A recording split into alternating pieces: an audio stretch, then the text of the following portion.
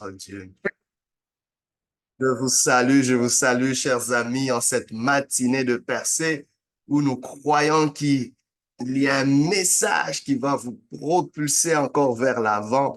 Et la pensée, le message du jour n'est rien d'autre qu'une leçon d'un vainqueur. Leçon d'un vainqueur. Vous savez, la vie est une école, n'est-ce pas? C'est une perspective que nous devrions avoir pour de la vie, surtout quand nous subissons des revers, quand nous sommes dans toutes sortes de péripéties. La vie est faite des hauts et de bas.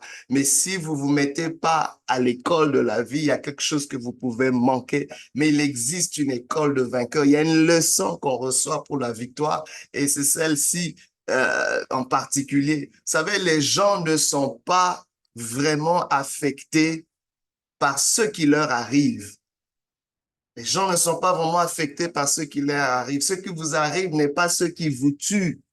Ce qui vous tue ou qui vous affecte vraiment, c'est la définition, l'interprétation que vous donnez ou que vous associez ou que vous connectez à ce qui vous arrive. Donc, c'est vous qui donnez une interprétation, une définition à ce qui vous arrive. C'est ça qui vous tue ou c'est plutôt aussi ça qui peut vous élever, vous faire avancer. Donc, ce qui vous arrive n'est pas ce qui vous affecte positivement ou négativement, mais c'est l'interprétation, la définition de ce qui vous arrive qui va amener une dépression, qui va amener une joie, un succès.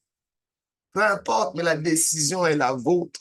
C'est la leçon que nous devons tirer aujourd'hui. Vous savez, ce n'est jamais ce qui vous arrive qui a le pouvoir de vous détruire, mais c'est le sens que vous connectez à cet événement-là. Il y a une histoire d'une dame qui m'inspire beaucoup. Il s'agit du docteur Helen Keller, qui est auteure, éducatrice, militante américaine, qui, à l'âge de 19 ans, elle a vécu au 19e siècle. Depuis le 19e siècle, elle est née en 1880 et elle est décédée en 1968. Et cette dame est née tout à fait normale, comme tout autre enfant. Mais à l'âge de 19 mois, elle a été victime d'une maladie qui l'a rendue aveugle et sourde en même temps. Et c'était un événement qui pouvait limiter sa vie, rendre sa vie dépendante, je ne sais pas, limiter toutes sortes d'opportunités. On pouvait mettre une croix sur plusieurs choses dans sa vie. Mais Helen Keller n'a pas vu les choses de cette manière. C'était un bébé, mais ses parents ont cru qu'il y avait quelque chose de grand qui pouvait sortir d'elle. Elle a commencé à parler avec les langages de signes et après, elle a rencontré une éducatrice qui avait euh, certains enseignements révolutionnaires. Et imaginez-vous qu'Helen Keller a pu apprendre à communiquer avec les personnes entendantes, comme vous et moi. Elle a pu aussi devenir la première aveugle et sourde oh mon Dieu, à obtenir un diplôme universitaire à Harvard, l'une des plus prestigieuses universités au monde. Et cette dame ne s'est pas arrêtée là. Elle a pu écrire 14 ouvrages. Elle a voyagé à travers le monde.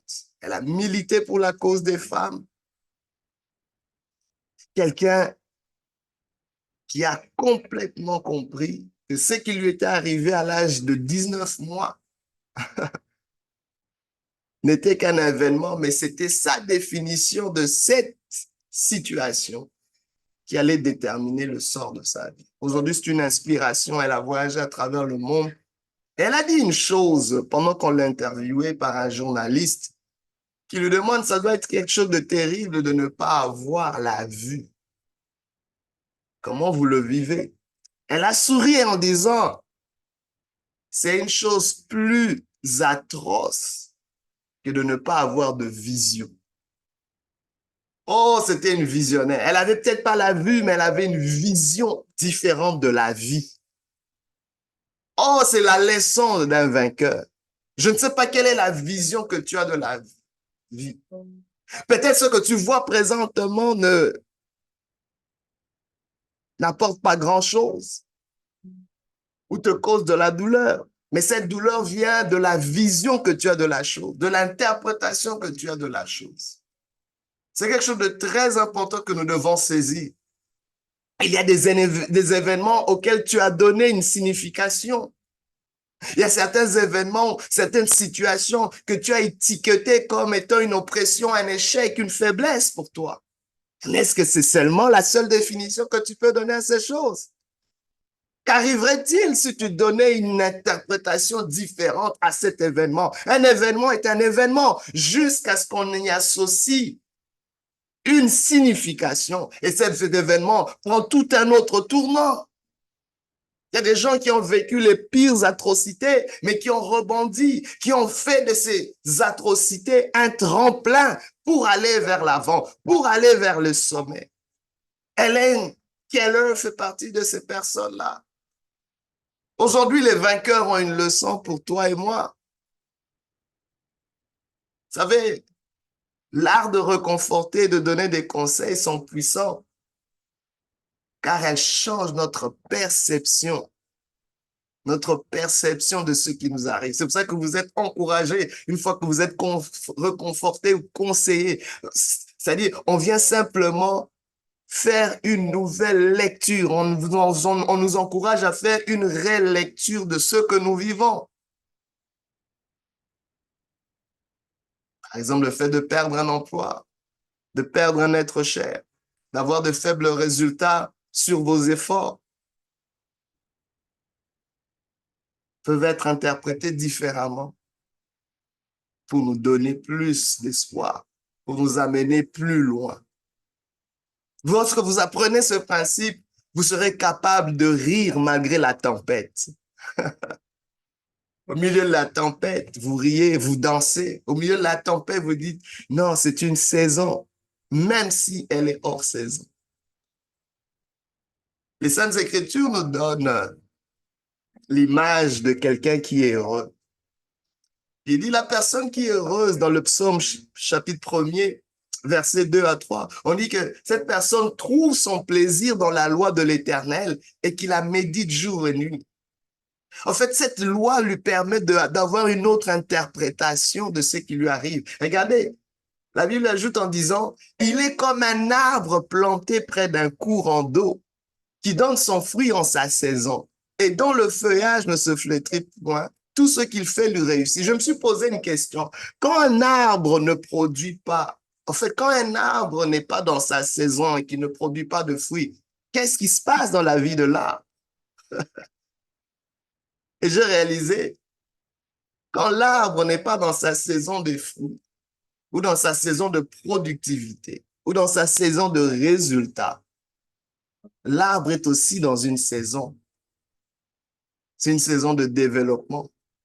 Nous sommes en hiver, ici au Canada. Les arbres n'ont pas de fruits aujourd'hui, en ce moment. Et ça ne veut pas dire qu'il n'y aura pas de fruits.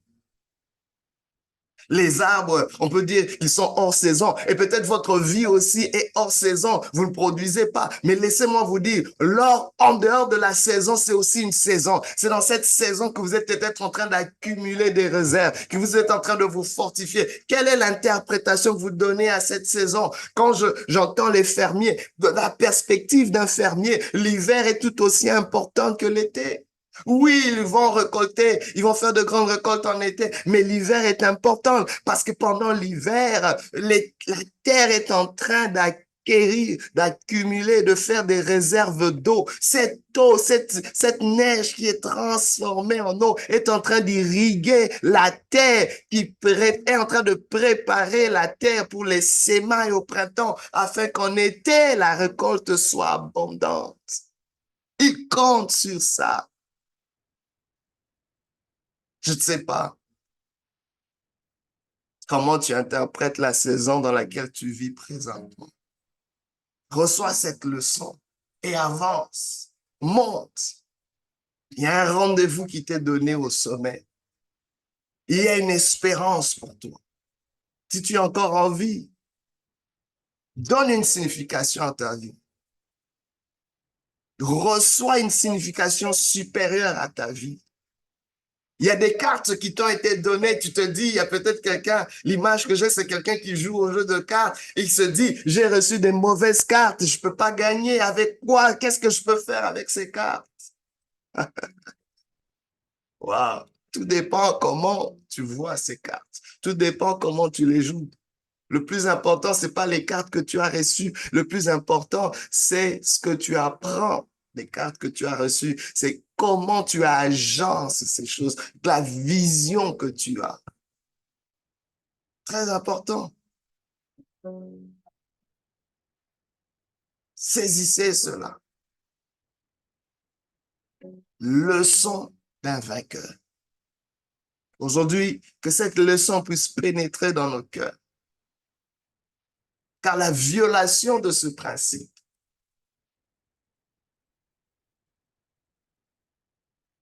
va amener que vous puissiez vivre une vie dans une souffrance ou des offenses inutiles. Parce que nous violons ce principe-là. Nous violons cette leçon-là. D'apprendre à réévaluer, à donner, réévaluer l'interprétation, la définition que nous donnons à ce qui nous arrive. Certes, vous ne pouvez pas prédire votre avenir, mais ce qui vous arrive vous donne une indication de ce qui les a produits. C'est une interprétation quelque part que vous pouvez corriger aujourd'hui pour aller mieux, pour faire mieux, pour vivre mieux. Aujourd'hui, saisissons cette leçon, que cette leçon soit une bénédiction sur nos vies. Que Dieu vous bénisse et qu'il vous fasse énormément du bien. Leçon d'un vainqueur.